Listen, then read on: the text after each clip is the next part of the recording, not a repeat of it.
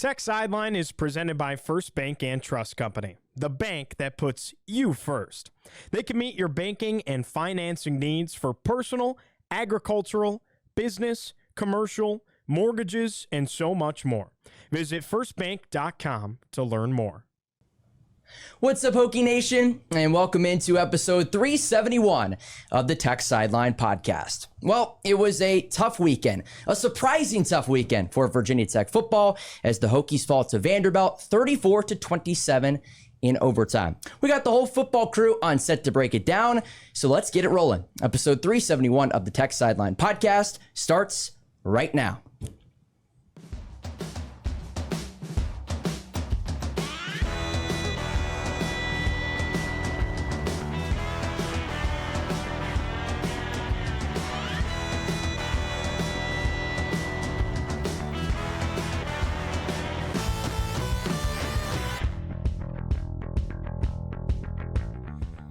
We're recording on Monday, September 2nd, 2024 from our high-tech studio in the Virginia Tech Corporate Research Center. Remember to like, subscribe, and refer the show to a friend. And head over to techsideline.com to check out our extensive editorial content. Subscriptions are just $12 a month for loads of content, and for Virginia Tech students, be sure to join on techsideline.com. Tech Sideline is presented by First Bank and Trust Company. The TSL podcast is also sponsored by the Robertson and Cox Real Estate Team.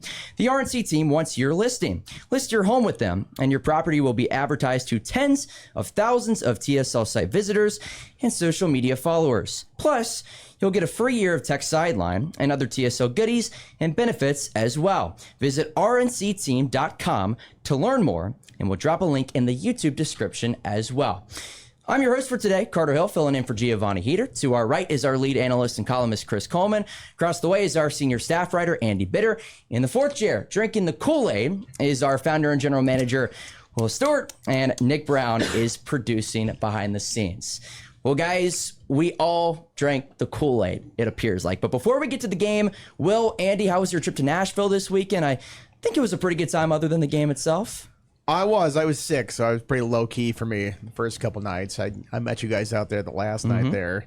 Got the old wave through from the guy at the ID stand. It's like, come on, man, you don't need to show it. So yeah, that's how old I was relative to the crowd there. But no, it was a good time. Nashville's a fun town, and it sounds like Hokies fans were out there in full force on Friday at least, maybe a little more subdued on Saturday after the loss. Yeah. What about you, Will? My ID got checked multiple times. Did it really? No, the highlight of my weekend Saturday night was going to see Squeeze play the Ryman Auditorium. So I'm not a live music guy. I didn't know a thing about the Ryman, so I read up on the history. It's phenomenal. They have a thing when you walk. So the Ryman Auditorium was original Grand Ole Opry through 1974. And when you go into the Ryman, they have this mosaic on the wall of everybody that's played there. And it is mind-blowing to read through it. Like you see Stevie Wonder listed next to Johnny Cash and that sort of thing. And Squeeze was an excellent live show. Did everything off the Greatest Hits album, which is what I know. And they're old, but they sounded really good, and they were having a ball. So ended the weekend on a high note thing. And it sounded like Thursday and Friday on Broadway was just littered with Tech fans, it seemed like. Yeah, I mean, I'm going to you guys saw the crowd on television, and it was like that down on Broadway. And Broadway is a pretty wild scene. It's everything they say it is. Chris, I was holding down the fort here in Blacksburg. I'm glad I didn't go. Yeah. It would have ruined my trip, because I've always wanted to go to Nashville. It's on the bucket list, but that game would have absolutely ruined it for me. And I might have ruined Nashville as a result after the game. Instead, it only ruined your weekend. Exactly. Here, so. I just went home, and it's funny how my mood for watching college football through the years has kind of swung on how Virginia Tech. I used to watch a ton of college football when Virginia Tech was good, and then when they stopped being good, like really good, I didn't watch as much, and I think that's part of like maybe jealousy to a certain extent. I watch another game, and I'm like, man, I wish we were that well-oiled of a machine. And I was excited about this year. I watched that Florida State Georgia Tech game. I was really excited about it, and I watched the whole thing either at home or at the gym, and was really interested in the game. And I think because I thought Virginia Tech was going to be good, my interest in college football was rekindled. And Now, after that game on Saturday, I didn't watch a single down of football the rest of the weekend. Queued up Netflix? Yeah, that's absolutely what I did. Yep, no more football. When did you write your column? Yesterday morning? Yesterday morning, yeah. I'm glad you got to stay in Blacksburg, and instead of drinking away your sorrows with your $15 beers on Broadway, you can do it in Blacksburg. Ridiculous. So, yeah. The thing about the game, and let's talk about the game itself as Will continues to hold the Kool-Aid in the fourth chair, because that's what it seemed like we all were drinking this past offseason. I guess I'm not shocked Virginia Tech lost the game. What I am shocked by is the manner in which they got beat. I mean, they just looked totally outclassed in a lot of different ways, and quite frankly, it just was a bad day for Virginia Tech football. No, they were completely outcoached, in my opinion. And you shouldn't go out there. You know they're going to do different things offensively, but it shouldn't take you a whole half to adjust to them. You don't know exactly what they're going to do, but you've got a pretty decent idea. And then you don't attack downfield until the second half against a secondary that was 129th in the country against the pass last year. It's just not well prepared, in my opinion. There were times in that game, and I saw some fans on the boards talking about it seemed like Virginia Tech defenders were taking bad angles and coming inside too much on those outside runs. The truth of the matter, in a lot of those plays, Virginia Tech was out-schemed because Vanderbilt had an extra blocker on that side of the field, and it just made it look like Virginia Tech's players were running inside, but in reality, there was just an extra blocker out there, and it took Virginia Tech way too long to adjust to stuff like that. When they did, they dominated most of the second half, but then couldn't close. Just frustrating and demoralizing. Jerry Kill, man. Dude can coach. I mean, he was heavily involved on the sideline down there. You know, remember when Virginia Tech would play Georgia Tech, and Fuente would sort of psych himself out about the number of possessions you're going to get in a game. He's like, you might only get 8 possessions in a game or something like that. That's what it was in the first half. Tech only had 4 possessions offensively, and did not take advantage of them, and really sort of beating around the bush with how they were, operating their offense. Like I jokingly tweeted, like, you can throw it farther than 2 yards down the field because everything they did was behind the line or a screen or a swing pass. I mean, you got to stretch the field vertically in some way. And they just did not do that. And then you saw the success they started having with that in the second half. But, in the lead up to this game, I think all of us were pretty confident that Virginia Tech would win this game. And the one thing I did say repeatedly is that openers can be weird. Weird stuff happens in openers. You don't know what your team is like. You don't quite know what the opponent is like. This was a weird opener. I mean, it was. And, I don't know if this is necessarily indicative of the entire season, but they didn't come out there prepared for this game, as prepared as they should be for the scheme they were going to face or how they were going to come out of the gates. And, it bit them eventually. They turned a game that probably shouldn't have been close into a close game. And when you play a close game, weird things can happen at the end. The other team can take it. Everybody wants the hot young coordinators.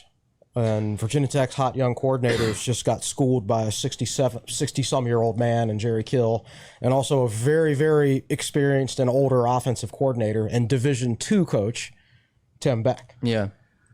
I mean, they were running like triple option stuff, basically. Yeah. I mean, it's a really tough defense to defend. I mean, you saw what New Mexico State did last year statistically. I think they were like 15th in the nation running the ball. So, and I don't think they had overwhelming talent in New Mexico State. Obviously, Pavia. I mean, everybody thought that he was going to be great, except for whoever called him a poor man's Trace McSorley, which was nobody. It was a glowing quote that Pry had about comparing him to McSorley. But I mean, I think that sometimes you can scheme it up like that, and Virginia Tech had trouble with it. They came around in the second half, but you can't play half a football game against any team. Yeah. Certainly not a team in the Power 4. You're going to run into trouble there. Will, you had something as well in the fourth chair. Yeah, so to amplify Andy's point, Virginia Tech only had one first quarter possession.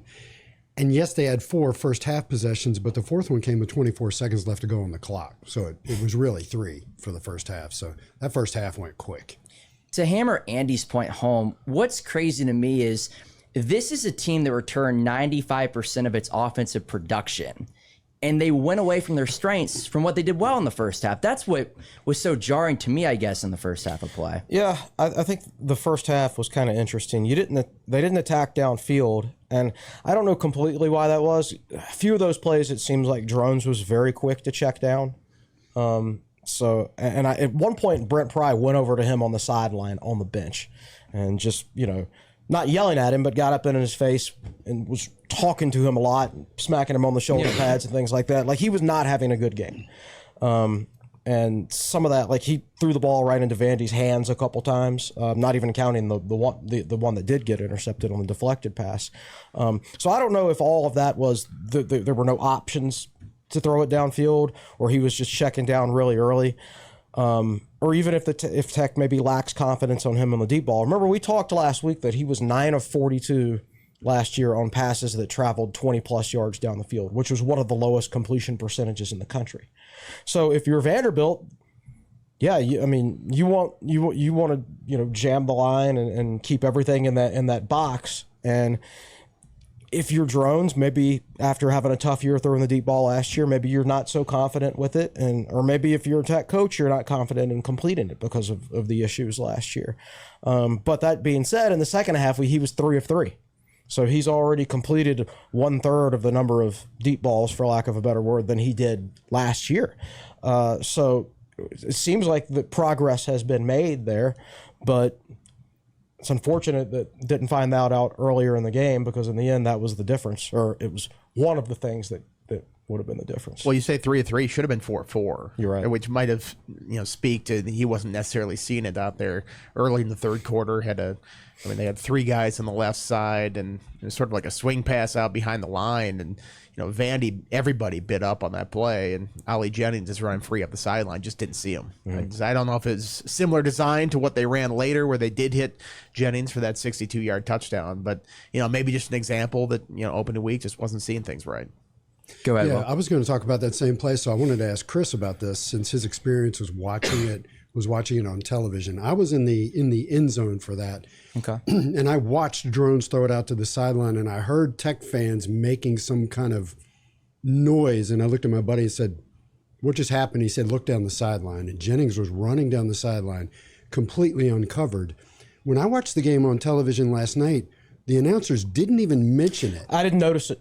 So it was. So was it play side and not? Jennings was on play side. Okay. Yeah. Okay. Yeah. So he was looking on that side of the field. That's very interesting. What was Jennings' reaction? Was he doing that? Okay. So I think he was. So that shows that wasn't a dummy route. That was an option for him to throw the deep They ball. missed him. Yeah. Yeah, They so just missed everybody's piling on the coaches for the game plan, but how much of that was Drones not having the confidence to look down there and throw it on there? Now, by the way, on that drive, Tech scored anyway, so that didn't, quote unquote, cost them anything, but it's just a point to the overall play. I don't know. It felt like a lot of those plays were design throws around the line, or just like swinging out wide real quick. Yeah, some of them. Even the pick that he had, that was actually a really well set up play. It was if set he up got the pass back, there was a blitzing linebacker on. If he got the pass by him, Jalen Lane was cutting in on the inside screen, and he had guys set up in front of him. He probably could have gone a long ways on that play. So, sometimes it just comes down to execution on that stuff too. So this is going to be a very honest question, but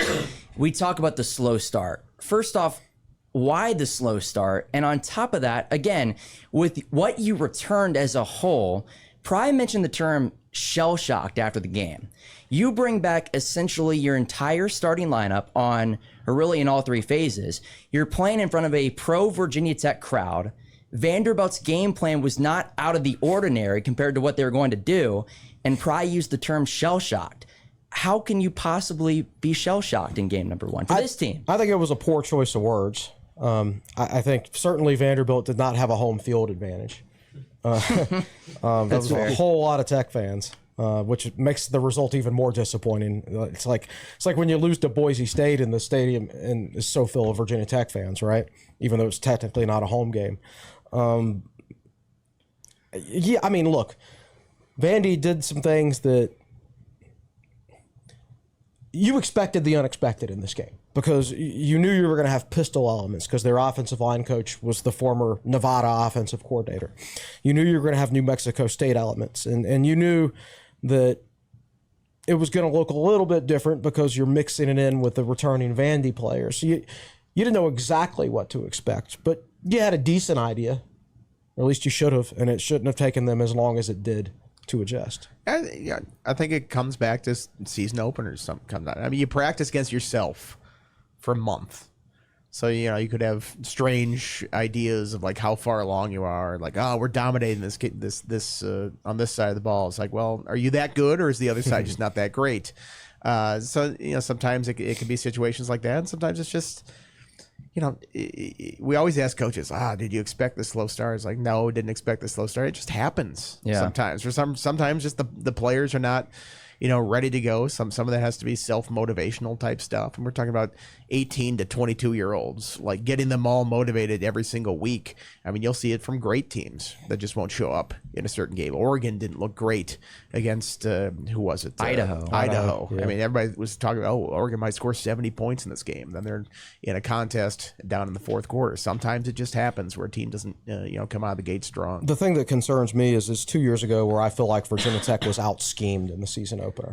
Like, again, ODU had a different offensive coordinator last year. But, they were really able to isolate Tech's defenders and a lot of one-on-ones and create running room for each other. Virginia Tech won that game because they out-talented Old Dominion. But if you go back and watch it, ODU had Tech schemed up. And that's why that was a close game into, the late third quarter, early fourth quarter, before Virginia Tech finally pulled away. So, and I get it. When 2 years in a row when you're facing a different offensive coordinator, you've got some advantages because you don't know what you're seeing on film. But, I mean, that's how Virginia Tech won last year, right? When they flipped their offense after Game 4, Pitt was taken by surprise. And Wake Forest, with just one game of film on that offense, was taken by surprise. But now you've got a whole year to, study the Tech offense. So the book is out to a certain extent, so you have to do some different things. That's why it was important to hit those deep balls in the second half. But at any rate, we're sitting here having too many conversations over the last 3 years of saying, I don't think Virginia Tech was well prepared, or I think Virginia Tech got out schemed, or I don't think we're running the right scheme, or whatever. Just too many things like that over the last few years. You can further break down that first half and point to the poor tackling. Tech was pushed around at the line of scrimmage at times. The offensive line play wasn't there. And then obviously there were a couple crucial coaching errors. I mean, it just kind of all is something that culminates all together, and that's why Tech was down 17-3 heading into the locker room. Not much went right early in the game. I think probably the point I was disappointed in the most was Vanderbilt's last touchdown of the first half, when they just kind of drove it down Tech's throats more so than, out-schemed them per se. But at the same time, Vanderbilt, how many total yards do they have? Do you remember off the top of your head? 371. 371. Hit the over on buy or sell. No, I had the over. Yeah. So I'm not. They probably ended up with about 50 more yards than I thought. As far as the points, I had them scoring 17, and they scored 7 in overtime. And they scored 7 off a turnover, and they scored 3 off that special teams blunder that we'll surely get to. Yes. So they kind of did about what I thought they were going to do offensively for the most part. And I didn't foresee Mansour Delane having the worst game of his career, which is another factor. I mean, just so many things. But it's always something, right? Virginia Tech is 1-8 in one-score football games under Brent Pry. And, all the issues yesterday that we have talked about or will talk about. And then, you go back to last year and the one-score losses. You're running the ball all over Marshall, and then you just stop. You play a quarterback on one leg who can barely walk for a whole half against Purdue. You lose by 7. Which, they reprised that in overtime when they brought the drones for one play. Exactly, to run the ball right up the middle of one leg. The field too. Exactly. Yeah. And then you go back to the year before that, and gosh, NC State a 1-point loss was a whole bunch of penalties. 8 pre-snap penalties as well. Yeah. You had the Miami and Old Dominion losses. You had Jalen Holston, who is not a pass-catching running back, in the game as a third down back, and you're throwing third down passes to him. And he's just not that type of player. So it's something different every week. If it was just one thing, you could say, oh, you can focus on that one thing and fix it. It seems to be like a different bad decision every week in close losses, sure. At least. So Virginia Tech in game, when they blow somebody out, right, great, but they have not shown the ability to win close games except for that one Liberty game. And by the way, that Liberty staff went to Auburn. Yeah, Liberty staff was pretty checked out at that point, I think. And then they went to Auburn and got completely outcoached by this Vanderbilt staff with Jerry Kill. Right? And you know who beat that Liberty team the next week by like 40 points? New Mexico State. New Mexico State. Right. Yeah, I think you mentioned the close games. I mean, the staff still has to prove that it can win some of those. Like every game that they've won, they've blown the other team out, and it hasn't really been close. I guess maybe the Military Bowl was close for a while, but in the end, when it comes down to crunch time, it's not like they're making huge decisions. They're going to swing the game one way or another, and a couple blunders in this one that handed points the other way. And you see some of the small things. There was DeQuan Felton had a holding penalty on a toot and run. It would have been 1st and goal from the 2 instead of 1st and 20 from the 29. And that's a huge difference in that. The mistake with the double numbers that basically gifted 3 points. The drive at the very end, Vanderbilt ties it up. It's 27-27 at that point, 1:51 on the clock, and Tech runs a drive that lasts like 15 seconds. seconds. I mean, it's 2 incompletions. There's a swing pass to the short side, behind the line of scrimmage where Tootin had nothing to do, could do nothing with it, and gets tackled out of bounds. They punted back without even forcing Vanderbilt to use a timeout. They got lucky that Vanderbilt screwed up the end of that game and played for a long field goal. Because Vanderbilt could have run it a couple more times, and they were gaining yards every single time. They could have kicked an easier field goal. So, Clark Lee almost, handed the game back to Virginia Tech with like, here, you have it. No, you have it here. I think they sort of got bailed out there. It's just some of these things that they just need to work on in tight games because they haven't been able to win a lot of those. So, Andy, did Virginia Tech, in your eyes, lean into the offseason hype a little bit too much? People say that. Yeah. I mean, that it's just, you kept seeing all the talk about, the AP writer had them in the playoff. Brett McMurphy had them in the playoff. A lot of people said they could win the ACC, picking them to win the ACC. I don't think the team was necessarily saying all that stuff. They were confident. Maybe you read into that confidence or whatever, but that stuff was out there. Whether they heard it or believed it or whatever, I don't know if that's true. But obviously you have to refocus after 1 week. I mean, as Pry said, it was humbling, and he even said maybe they needed some of that humbling. So maybe he saw them reading into some of that. I'm not sure. Well, you got the Kool-Aid ready to roll. Well, Kool-Aid is delicious. There's no denying it. I drank quite a bit of this during the off season, and later on you can bounce it over here and I'll read you some, not mean tweets, but mean YouTube comments. But the interesting thing about Kool-Aid is if you really pay attention to it, here's a list of ingredients. It's unfiltered water, high fructose corn syrup, because all the best food products have that listed as their second ingredient. Unfounded optimism, positive viewpoints, contains less than 1% of fact-based analysis. And most commercial products you can get off the shelf, they don't have side effect warnings, but Kool-Aid does. It says side effects: poor score predictions, incorrect buy-sell decisions, and gambling losses on FanDuel. Yeah. I just wish I'd read this before the season Exactly. started. I bought a 12-pack at Walmart 2 weeks ago. Nah, it was funny too. Like I saw, obviously Jake Lyman was there, former host of the Tech Sideline podcast, repping the Vanderbilt merch, and he's talking about how, Tech fans can typically drink the Kool-Aid, but there were some facts to back it up this year why you should drink the Kool-Aid. Yeah. And If you can't drink the Kool-Aid this year, what year can you drink it? Exactly.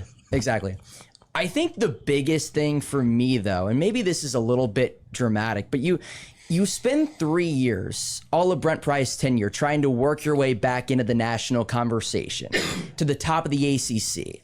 And while it is just one game, and it didn't all go away, a lot of that kind of was thrown to the wayside in just 60 minutes of football. And it's so much deeper than that. It's I look at the program itself, and the program was kind of being run on what I call artificial money these days, or artificial revenue. It's real money. The revenue is so much of it. They ran $12 million in the black last year, but remember they got that football enhancement fund, and that's $12.5 million from big donors going directly in, with another 12.5 matched by the university.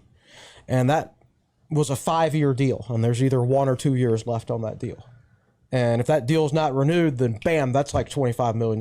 It disappears. And if you're a fan, if you're a big donor, and let's say you're putting in $200,000 a year, and you're like, I'm getting that, you just lost. I'm putting in my extra $200,000 to hire the most expensive staff in Virginia Tech history, and they just lost to a football team that had lost 10 games in a row. Yeah. Right? So it's not just relevancy on the national scale. It's how do the big donors feel that, quite frankly, are fronting the program right now. And so these are big, long-term fundraising issues for Virginia Tech. And they're doing it without a head of the Hokie Club.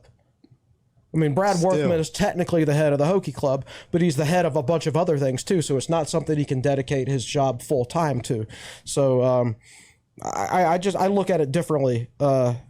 It's an important loss, but not for the reasons of how most people think about it. It's I think it's more important internally for Virginia Tech than it is externally in what people think. Do you think the level of frustration at the team and the players and the angst that's out there that you're seeing in this opener is stronger because players are getting compensated now? Absolutely. I mean, in the past, it's always been like, they're there on scholarship, but now, you hear some of the rumblings of what players are making. I mean, they're basically like professionals in this sense. Yeah. Do you think that's fair that they can take more criticism now that they're being paid? I'm.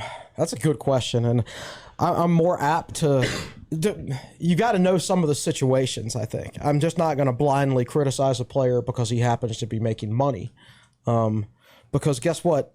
If you didn't sign him, you were going to sign somebody else who's going to make money. Like you have to have players, right? But I do think that there are some that I just think that maybe have lost it a little bit mentally, lost that edge that they had. Like Mansour Zlane was great as a freshman, and he wasn't quite as good last year. And then he played the worst game of his career last year, or last week, or this week. And maybe I think he's lost a little bit of mental sharpness. I think early in his career, he was dominant as a freshman. Like, it was a smaller sample size, 400 snaps, but at the same time, he only got thrown at 8 more times last year than he did as a freshman. Like, they really went after him as a freshman, and he answered the bell. Great. He's always been one of Virginia Tech's sought-after players in the portal because of his own talent, but also because his younger brother was a 5-star recruit. And there's been the long rumored package deal with Ohio State, right? And well, now boom, his brother's committed to Ohio State. And you got to wonder if some of the outside distractions there, and his market value's been driven up by all of that I just talked about. And you got to wonder if, that you lose some mental focus because of that. And that is an issue for coaches these days. And everybody's a free agent. You're not signing them a contract. It's like you don't have to worry about this stuff until later. It's literally every year you have to worry about it. So it's one thing to talk about NFL players getting paid and college players getting paid. The difference is that NFL players are grown men. They're a few years older. These college kids that are getting 6 and in some cases 7 figures thrown at them, they're still very young, and you even see NFL players make huge mistakes, blow their salaries, and do stupid things with their money. And these are supposedly grown men with teams of advisors. So to play devil's advocate a little bit, I can't quite figure out how to phrase this, but remember, yes, they're making money, but these are also kids that are experiencing this kind of stuff for the first time, and they might not have the support system or the mental and emotional maturity to handle this. I know if you'd thrown that kind of money at me when I was that age, my goodness, the 7-Eleven would have had no beer because it would have all been at my apartment, so. Well, you wrote that the fan base deserves better, Chris, and kind of a perfect example of that was, like, what was the split, do you think, this weekend? You guys played that with buy or sell. I think it was probably 60-40 Virginia Tech. I agree. I did not think it would get over the 50-50 mark. Unofficially. Our unofficial buy-sell, I would have gotten that wrong, but it doesn't count. It was unofficial. David bought it, though. He let us know at Morgan Wallen's bar. He unofficially bought it because it was not an actual buy or sell category. It doesn't count. Sorry. But no, I was very impressed by the turnout by Hokies fans. And, I tweeted that, it's a bummer that Hokies disappointed the home crowd like that so much in that game because, it was definitely, they were ready to explode in that stadium and go nuts for a win, and they just let them down. I think this fan base is pretty incredible. And I think maybe the Nebraska fan base is insane. Oh yeah, years and years and years of being let down, and they keep showing back up. And I think Virginia Tech fans have been incredible with their support, and it's disappointing because as soon as you seem like you have a little bit of momentum as a program, you feel like there's none now after that loss. And the fan base was clearly excited about this season and this game, and they really showed out for this game. And obviously, yes, it's a destination city still, but what was it? Probably 15 or 20,000 Tech fans. There's probably there? 20,000 Tech fans. Probably 20,000. You would think, yeah. So, and they were there like y'all got there Thursday, right? Mm-hmm. Right. And so this was like a bowl game.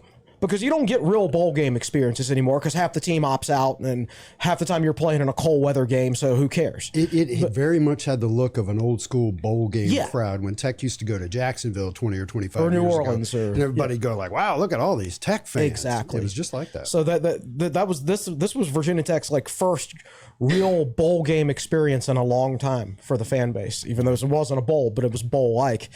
And they lost to a team that had lost 10 in a row, and I just felt so bad for everybody who went. And I remember last year last year was my lowest point as a Tech fan after the Marshall game and before the Pitt game. And I remember walking from the RV lot at the airport all the way to Center Street, hopping tailgates the whole way. And I remember thinking, how many millions of dollars of tailgating supplies and equipment have I walked through between all the money spent on RVs and all the money spent on the parking spaces next to Lane Stadium. It's just this fan base puts so much into it.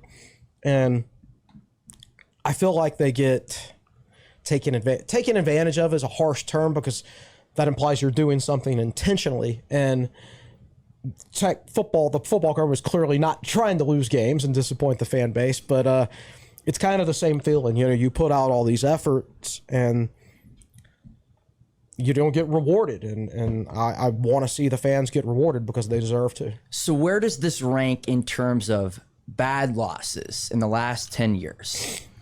Oh, it's not as bad as like ODU 2018? It's not as bad Yeah. as either of the ODU. No, ones. it's not. It's not as bad, but Not as bad as, well, I guess it's more than 10 years. Duke- I was going to say Duke JMU, 45 to but 10. Yeah, Yeah. the Duke 45 to 10. Yeah. I mean, it's not great. I'm not going to, sugarcoat this thing, but, it was to a power conference team. I know it was on the bottom tier of the SEC, but, you're not losing to an in-state school that's in the group of five, like they did at ODU a couple of times. I thought those were both worse losses than this one.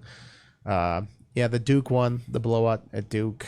Liberty in I think what 2020, else. maybe? Liberty, yeah, the one at home. They were 17-point favorites in that game. And to lose the way they lost, where they blocked a field goal and returned it, and then that's called timeout beforehand. I mean, that's pretty bad. So it's not great that there's a long list of games that you can name that were worse losses than this one, because this was a pretty bad one to start the season. yeah, they all kind of run together at this point, I guess. Again, it's not a bad loss from terms of like it's not one I'll remember for losing to Vanderbilt per se. Like it's one that I'll remember from a momentum standpoint.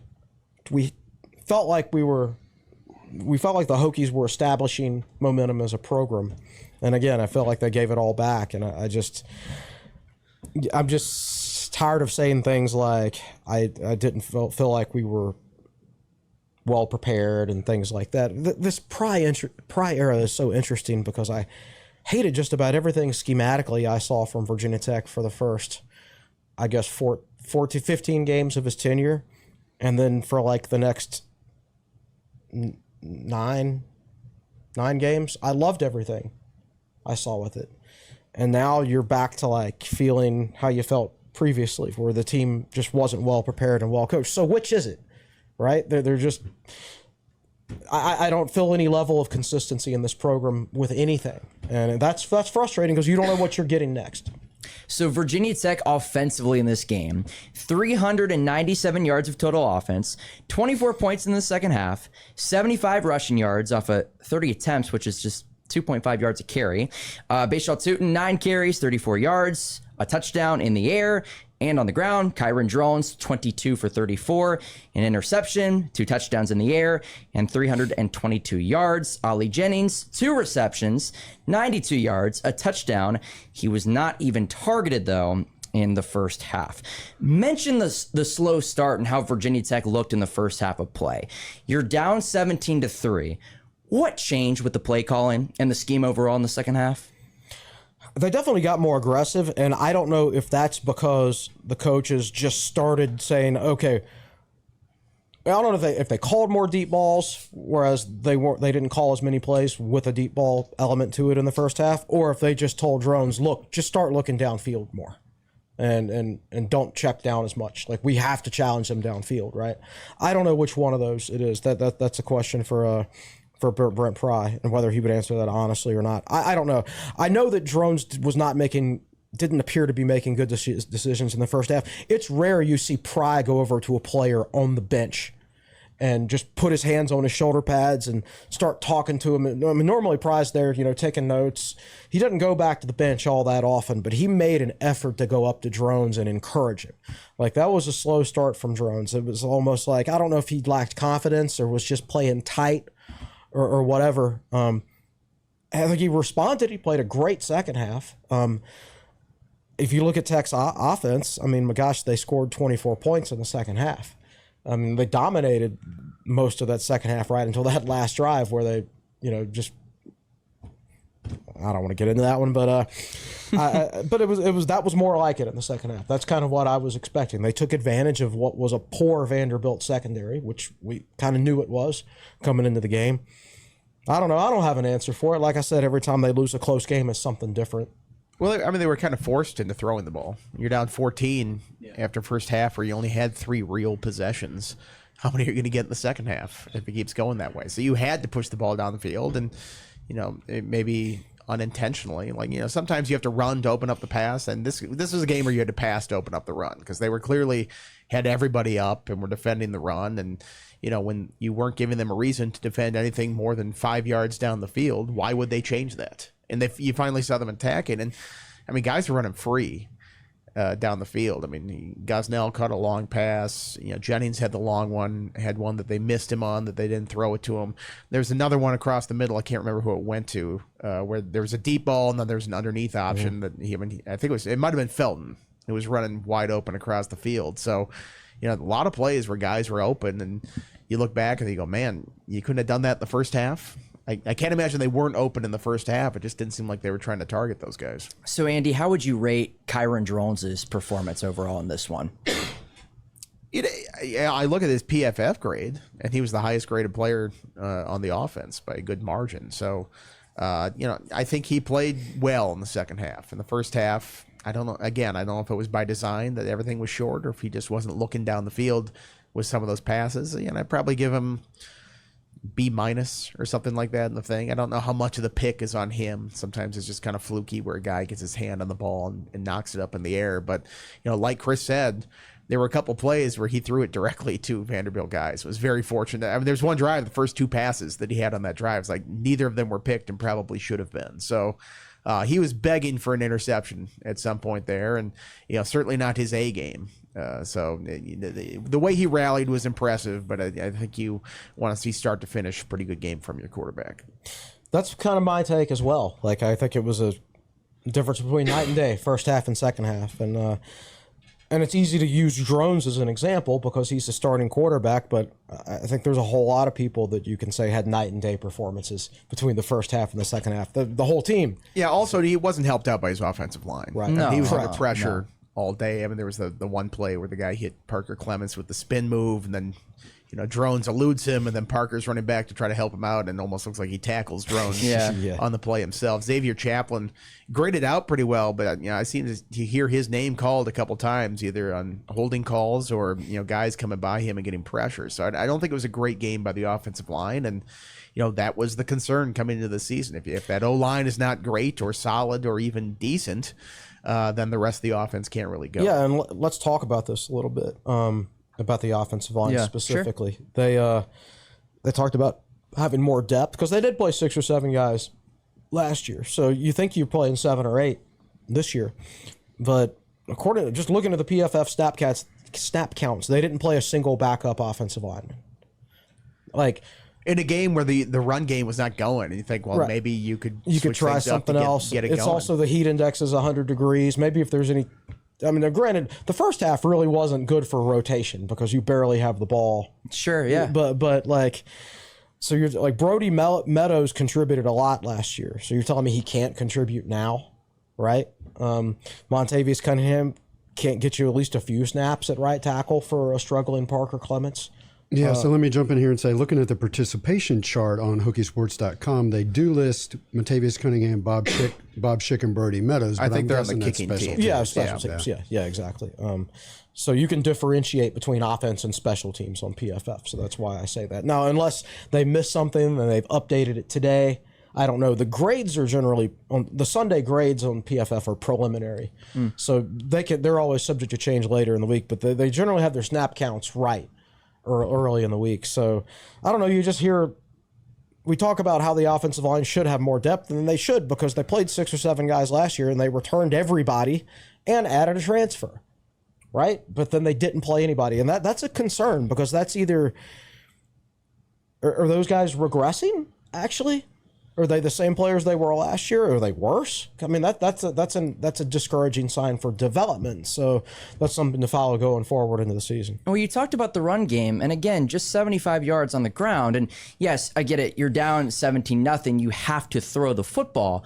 But early on, in the limited time that Virginia Tech had the ball, they absolutely didn't establish the run. Do you chalk that up to the offensive line as a whole? Is there something else going on there too? A whole lot. I think Vanderbilt's players were really aggressive coming forward. And I think that was their plan the whole time. Be aggressive as far as possible going forward. Play smart, but really go after them. I thought that in both the short passing game and the running game, the short passing game being an extension of the running game. I remember that one screen pass they ran that got tackled for a loss, Virginia Tech. And, Gosnell couldn't get the outside linebacker, a.k.a. their whip linebacker, so to speak, blocked. But, that guy was going after the ball, basically as soon as Drones caught the snap. He was all over the Was screen. that the 3rd and 15 right before the field goal attempt? They got 1 yard out of that? I think it was earlier than that. Okay. This was on the left-hand side of the It might field, have been and I don't remember the exact receiver. same result because they threw it out wide. There were sure it 4 was. Vanderbilt guys. Yeah, descending no, on the ball I remember at the that one. same time. This one was just one guy, but he jumped on it I don't care if it's a fake. I'm just going to go right after it. So there was that level of aggressiveness to the Vanderbilt defense, and you have to be prepared to make them pay for that aggressiveness. And Virginia Tech didn't make them pay until the second half. Defensively for Virginia Tech in this game, Vanderbilt had 371 yards of total offense, 181 on the ground on 48 attempts. Diego Pavia, 12 of 16, 190 yards in the air, 2 touchdowns in the air, 104 yards on the ground, also scored with his legs. Cedric Alexander, 17 carries, 69 yards, a touchdown. And then Quincy Skinner Jr., 4 receptions, 72 yards, a touchdown. He was defended by Mansour Delane, to your point, the whole game. Yeah, and Delane had the worst game of his career, of course. Now, as far as Skinner goes, he's a 4th or 5th year guy who spent his whole career at Vanderbilt, I believe. His best season has been 20 catches last year and averaged 10 yards a catch. Up until that game on Saturday, a completely mediocre football player. And so goes up against Delane. And like I said, that was Delane's handled much better receivers than that before, right? He just did not show up to play for whatever reason on Saturday. But it's also an indicator of how much coaching matters. A guy looks like a bad football player and all of a sudden his offensive coach has changed and he becomes a very productive football player. Yeah, I look at that performance, and Pavia was everything I thought he'd be. I mean, he was tough. He wasn't perfect. I mean, they put the ball on the ground 2 or 3 times in that game, and I don't think Tech jumped on any of those loose balls there, which is unfortunate. Sometimes you hope for a 50-50 range on that kind of thing, but I mean, he was tough even when the tie game at the end, they get down at the end. He leads them on a drive to tie the game up, and then in overtime, he sort of felt inevitable at that point, just running the ball. He was going to get in the end zone, and some pretty poor tackling on the touchdown that he got into the end zone. But maybe that's just conditioning. Maybe he was just in better shape at the end there and fought through those tackles to get it. So he was everything as advertised, very impressive, and I thought Vanderbilt had a very good plan for how to use him and just be effective with him running the ball. So, Andy, how was the Vandy offense able to punch Tech in the mouth defensively early on? I think a lot of it was scheme. I mean, I think they played well on the field physically and everything, but sometimes with this triple options elements that they had in this thing and the quarterback keeping it, sometimes you just scheme your way to getting down the field and moving it. And, I'm very impressed by how they, if that was their first game running that offense, they brought in all these guys in the offseason. They drilled it well in the offseason because I think they came out there and executed it very well. And, I think there were a lot of questions we had certainly about, Vanderbilt's offensive line. They opened up holes enough to make it work. So I don't know if that they outplayed Virginia Tech or anything like that. They certainly out-schemed them. They played better than they did in the first half and ultimately the game. To your point, Chris, you were talking about Virginia Tech's defense was so stout in the second half. They then take the lead. They go up 27-20, 4 minutes left to go, and then everything kind of fell apart. I mean, Vanderbilt went down the field. Vanderbilt essentially was not stopped in their final 3 drives of the game. They just ran out of time on the second one, and to Andy's point earlier, they played for a long field goal. What changed for Virginia Tech defensively late in the game? I have no idea. And I don't know if they were just worn out from the heat. And because, except for a few days, like this was a very mild month in Blacksburg. There was even one week where it felt like a fall. It was getting down in the 40s at night. I wish it would have stayed like that. I know, no kidding. But then you go out there and the heat index is 100 degrees. It's a little bit different. Virginia Tech didn't rotate quite as much at linebacker. And I want to talk about this. Jaden McDonald was Virginia Tech's best linebacker last year, by far. Let me stop you guys. Chris has an opinion about the linebacker. Imagine. He played 1 snap. Really? That's Vanderbilt. That's it. Okay. He was their best linebacker last year. Unless he just had an awful preseason camp, I can't really explain that. So what was the most concerning part about Virginia Tech defensively then? Delane, yeah. Delane, I think, certainly like to see your D-line play better than that, just in terms of blowing up plays in the backfield. I don't feel like they played on that side of the ball a ton. Certainly not in the first half, better in the second half. I mean, that's supposed to be like a real strength of this team, and you would hope that would be, stopping plays before they get started. So, again, it's 1 week. It was a bad showing. I guess we'll see what they're made of when they come out this week against Marshall. They'll have to choose their personnel maybe a little bit differently. Like I thought it was interesting that Panay was basically the third choice defensive tackle in this game and played so much after being the lowest grader of Virginia Tech's defensive tackles last year. And I know they said he had a good camp and everything, but he played 26 snaps and was Virginia Tech's low grader on defense, even lower than Delane. Now the grades are preliminary at this point, but he didn't have a great game. Kamari Copeland, the 4-star JUCO that everybody was so high on, he only played 11 snaps, but he was Virginia Tech's high grader. What if you flip their snap numbers, right? So did Virginia Tech choose incorrectly their personnel at defensive tackle as far as how many snaps each guy got? Because Copeland played well, Fuga played well, Peebles played well. APR at defensive end, he was fine, I think. And then Gillum was okay, but Panay didn't have a great game. It didn't seem to have a great game, and so we'll see how that rotation goes in the future. So much of it is about sometimes making the right personnel decisions, who plays how many snaps, and I don't know if they made the right decision there at defensive tackle. And again, not playing your best linebacker from last year, it just doesn't make a lot of sense to me. Will, you had something as well in the fourth chair. Yeah, you were asking about things that concern you about the defense, and for me, it's the tackling. 13 missed tackles. Yeah, in general, if you look at the game, the Virginia Tech defense was on its heels. And Vanderbilt was, when they blitzed, the guy got a free run. They didn't blitz a lot, but when they did, the guy got a free shot at the quarterback or the running back. They defended the perimeter runs very well and tackled very, very, very securely. Looking at the early PFF grades, Virginia Tech's tackling grade was 53.4, I think. Vanderbilt's tackling grade was 63.9. It felt worse than that. In modern college football, you have to have guys who can tackle in space. And again, preliminary grades, one of the guys that really concerned me was Mose Phillips. Mo's tackling grade is a 41. And there were a number of times where Mose knew what was coming and went to the hole. and just did not make the tackle. And you could see his own frustration after the play. He'd get up and clap his hands together. He knew he should have had it. The running back hurtled him. Yeah, the one where he did. I watched that play where Carpenter's what's his last name? Alexander. I think. Cedric Alexander. Yeah, That's what I'm getting to see. So Cedric Alexander, Mose knew what was coming and filled the hole, but kind of stopped and didn't initiate the contact, and the running back just hurtled right over. Well, he didn't keep his head up.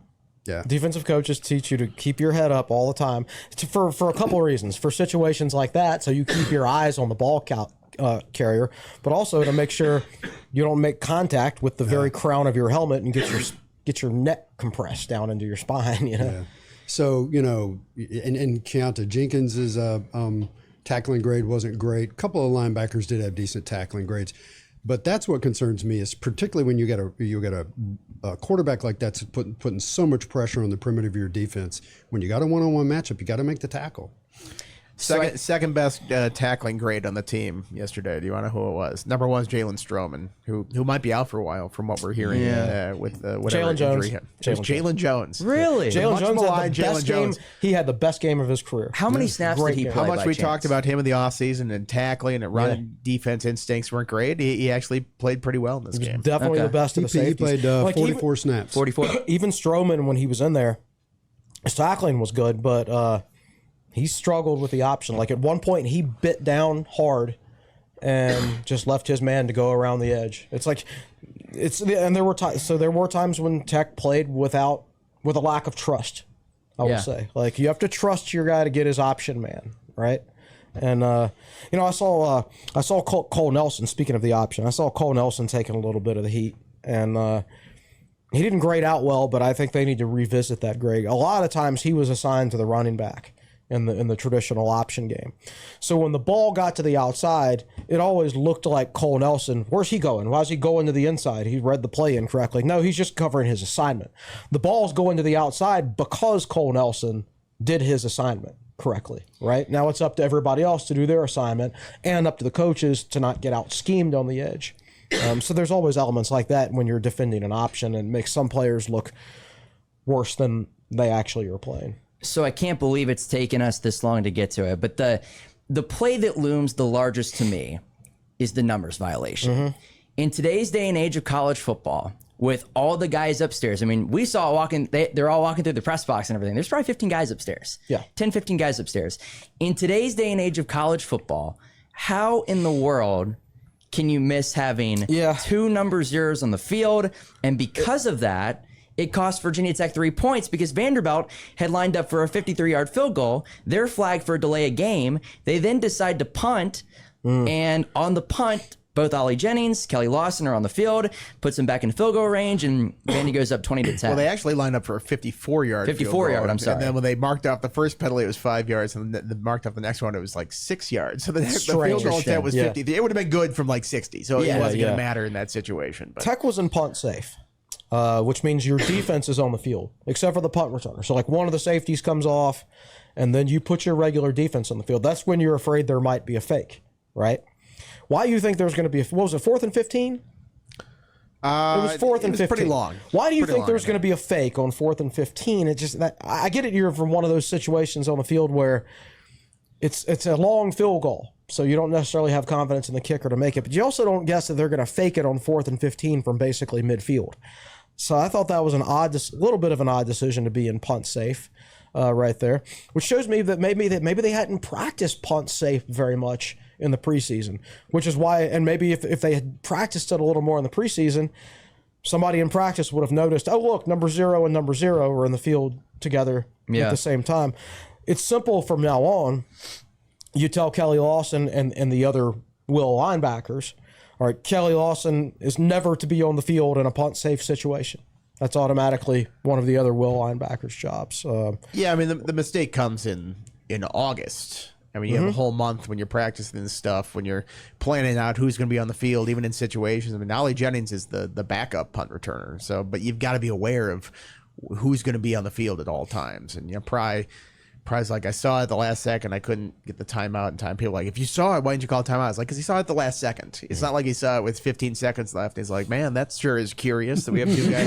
I'm going to let this run out and see how it plays out if they notice. Like, he would have called timeout if he could have done it in time. But, I mean, if that situation is going to arise, like, you just can't have those guys wearing those numbers. Like, I'm sorry, Kelly Lawson, you wanted to wear number 0. You got to wear something else. Like, Bryce Duke last year switched his number from 22 to 23 for a stretch because I think he and Mario Kendricks were on the same field on some teams. It's like, you just can't trust for them to put a bib on and put a different number on that quickly in all those situations. If it's a rare occurrence in those, that specific personnel is not going to rise much, maybe you can excuse it, but man, I just tell one of them, like, got to switch a number. You just can't have it. That's just a massive swing. You've got 99 numbers. Well, actually, I guess 100 numbers since they do number 0 these minus days. like 4. There are 4 because retired they're numbers, right. And when you dress 65, 70 guys for a game, you've got plenty of numbers to have everyone have their own unique number during games. Oh, and you also can just give a guy a different jersey. Like PJ Prelo, who was returning kicks later in the game, they gave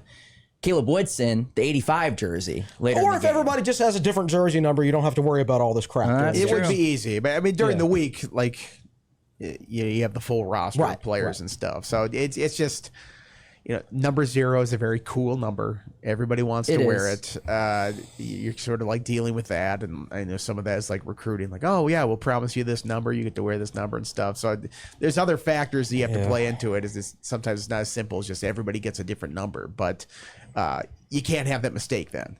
If you're going to do all that stuff, be cool, everybody gets the number that they want like that, then you have to be on top of that, and you can't make that mistake in that situation. And it bit them, and it cost them a game that went to overtime. You can do cool stuff if you're winning. But like sure, you can recruit well, but like if you keep losing to teams like Vanderbilt, at some point you're not going to recruit well anymore, right? And because you're going to get fired. You win, you'll end up recruiting well. But just by making bad decisions like that, I don't know. It's just it's frustrating. You go from it being 17-10, getting the ball back at your own 20, to being down 10 points because of that mistake. Like that is the play I keep going back to. That whole drive, because the first play of that drive was the one where Fuga knocked it straight up in the air, and Delane. I'm not faulting Delane because you go up high to catch it. It's this mess of bodies, swiping at the ball there. But man, if he comes down with that. And it's 17-10, and it's a short field, and Vanderbilt feels like the walls are closing in on them all of a sudden with these Hokies fans going crazy. I mean, that could be a completely different outcome. And then you look at how that drive ended up. Still could have been a 7-point game. Tech has the ball at the 20, I guess, touchbacks after a punt. Still feeling good about yourself. Instead, you're back down 2 possessions. I mean, that's just a crushing turnaround there. By the way, you said Ollie Jennings is the backup punt returner. Bryce said post-game that Jalen Lane is banged up. Now, he did, I think, return a single punt late in the game. He did, and I also asked him, I'm like, so were you banged up at all? He's like, no, sometimes just Ali goes in there. So I don't know if Jalen was trying to cover for anything that was bothering him in that game, but Price said it. So I would trust the head coach if if the head coach is actually saying that somebody is injured. Then usually they try to hide that kind of stuff. So I would believe him when he says that. But like if he's banged up and couldn't return, like why is he back in the game at the end of the return? Yeah, that's what was so confusing to me. I think they're overthinking this and they're being too cute. Jalen Lane was a top 10 punt returner in the country 2 years ago, and he was your number 1 backup last year. Has Jennings ever been like a full-time punt returner? I'm not sure, but they said that in practice that he had the best hands back there. He didn't drop anything. The other thing too is they hyped up all off season long. Well, if we lose Tucker Holloway, we have Jalen Lane, right? And Ollie Jennings is the starter. I know you had something well in the 4th chair as well. No, I totally lost my train of thought. The discussion. Appreciate it. The other part of that, Lane played 29 snaps. Yeah, he did. Which was the lowest number for the 4 graduate students. So maybe he was dealing with something, just didn't want to tell us afterwards. Right. I was going to ask, what were Price's exact words? Did he say injured or did he say unavailable? I think he said banged up. Yeah, I can't remember exactly what it was. Because there's all kinds of reasons you could be unavailable. Right. Flipping to overtime, Vanderbilt scores on the first possession. Kyron Drone, speaking of banged up, is cramping. Can't go. So Colin Schlee comes in the game. He darts to the left and picks up like 14 yards on the first play.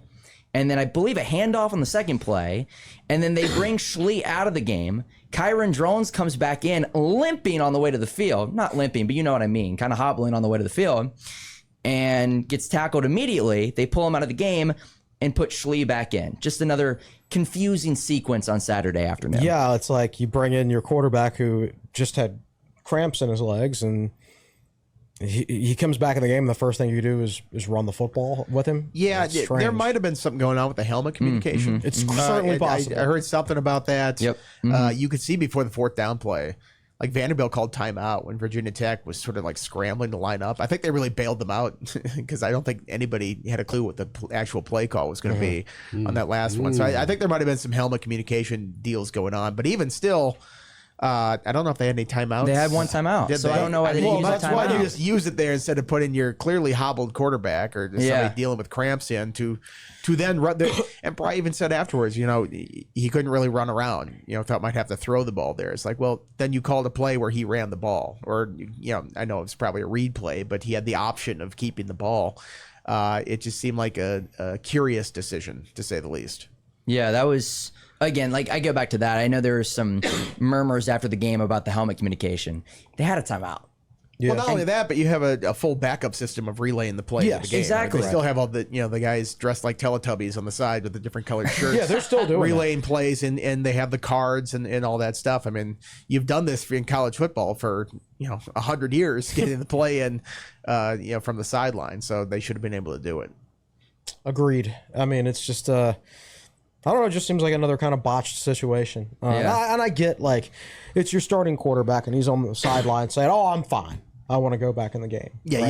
you've got to override that as Yeah. the head coach. Yeah. Be like, wait, I just saw you limping off the field, and you could barely move. Right. And it's just like Schlee had just run for 14 yards and was fast getting around the edge, so a little bit of momentum built up there to a certain extent. So it shouldn't have come down to that, obviously, but I don't know. It's just one of those games where you can. I didn't even write about that part of it in my column yesterday because there were so many other things to write about. But it's just one of those things where so many what ifs happened. There were 4 or 5 of them, and if any one of them is different, then Virginia Tech probably or certainly could have won the football game. So looking at the season as a whole, what are the season-long impacts of this game? How does this change the trajectory and how you view Virginia Tech as a whole? It's hard to not view them in a less positive light after losing that game, of course. But if you're a Virginia Tech fan, you've been around long enough to know that the first game, or even sometimes the first month, is not indicative of how the season's going to go. And we know that, from both ways. You've seen 0-2 starts turn into conference championship teams. I thought I knew who the 2019 Hokies were after 4 games, and then they smack Miami the next week and go on a big winning streak, right? I thought I knew who last year's team was after 4 games, and then they turned that around and started playing pretty decent football. Conversely, we thought Virginia Tech was really good in 2018 after the first game of the season, and a few weeks later, we sure were humbled, weren't we? Yeah. So I don't have positive thoughts on this team right now, but we have, obviously, we know we might feel differently in a month or 2 months or something. We very well could. I don't know. I know they give themselves less margin for error. That 9-3 record prediction doesn't seem right now because now they'll have to steal one against Miami or Clemson or somebody to make up for that, which is going to be difficult, and they'll have to play a lot better. Clemson didn't look so hot last week. No. Granted, they're playing Georgia, but still. I was looking at that score, and at halftime, I'm like, man, Clemson has 0 points. Virginia Tech has 3 points at halftime. Are we really? Which was a worse loss for the ACC from an ACC perspective? It's probably Virginia Tech. I would argue losing to the Virginia worst Tech. team Yeah. in the SEC. That's bad. A lot of people are going to do that against Georgia, I think. Yeah. At least the mighty Miami Hurricanes stomped the Gators in the swamp. That's right. But yeah, as far as that goes, I've got. It's not so much the loss per se; it's the trend. I fully believe that Virginia Tech can still have a successful season. I think for that 25-minute stretch where they played to their best of their abilities on Saturday shows that they can be a very good team. But I look at the issues in that game and every other close game of the Brent Pry era. And you can't expect every single game to be a blowout, even though like 8 of them in a row last year were blowouts. You can't expect that trend to continue. There's going to be close games this year. And when you're 1-8 in one-score games, like, can I really express optimism until I see that turn around? Assuming that there's going to be close games the rest of the season, they're not all going to be blowouts. Yeah, I probably would feel better if I predicted 8-4 on the season than 9-3, but I don't really change my outlook on the season too much based on one game because, like we said, openers are weird.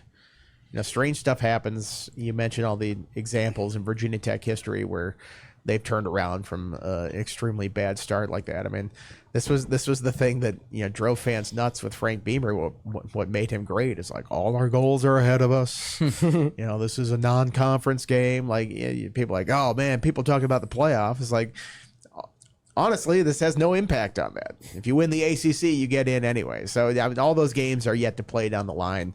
Obviously, work to do before you can even start thinking about anything like that. But I think they can rebound. I think this week might tell us more about what this team's potential was just based on 1 week's performance last week. If they come out and are not great again this week, then yes, I have a lot more concerns about that. If they play well, coming off the heels of a loss that should be plenty motivating for this team, then I think, hey, maybe they can turn this thing around and still have a pretty good season. So 1 week does not a season make, and I think that's what the coaches have to reinforce this week. And remember, ODU looks strong defensively at South Carolina too, and that's after Marshall. South Carolina was fortunate to win that game. South Carolina doesn't have someone who can pass the football, and that's kind of a big deal. I saw somebody complain. I saw somebody complaining on Twitter. It's like, oh man, Beamer just doesn't know how to hire offensive coordinators. I'm like, what year is this? What is this quote, this tweet taking place? Because it's the same complaints about Frank are taking place against Shane right now. Will, you had something as well. So you ask what this means for the rest of the season, and for me, it comes down to a 4-letter word: trust. And yes, I did that on purpose. There's a loss of trust.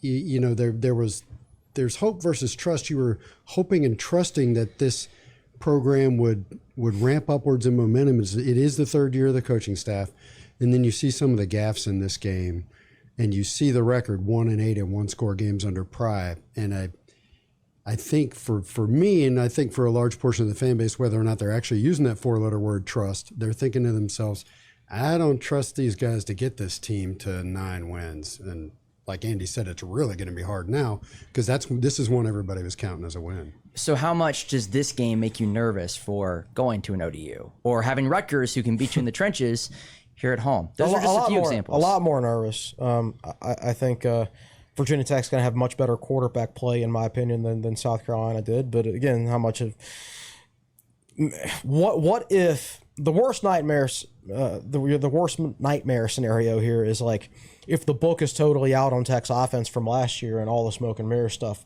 doesn't work this year.